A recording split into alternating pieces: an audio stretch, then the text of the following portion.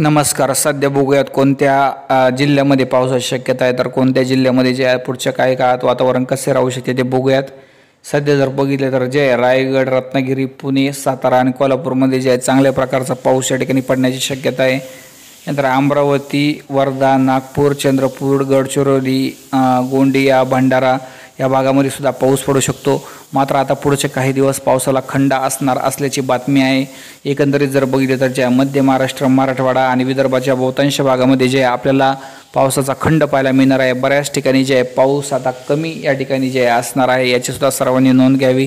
एकंदरीत जर बघितलं तर जे राज्याच्या वातावरणामध्ये आपल्याला बदल पाहायला मिळत आहे. बऱ्याच ठिकाणी जर बघितलं तर जे आहे म्हणावा तसा पाऊस अजूनही पडताना दिसत नाही, तर काही ठिकाणी जे आहे मोठ्या प्रमाणात जे आहे पाऊस होण्याची शक्यता आहे. एकंदरीत बघितलं तर पुढचे 15 दिवस जे आहे पावसाला चांगला खंड या ठिकाणी असण्याची बातमी यामध्ये प्रसारमाध्यमांमध्ये आहे. सर्वांचे पुन्हा एकदा धन्यवाद.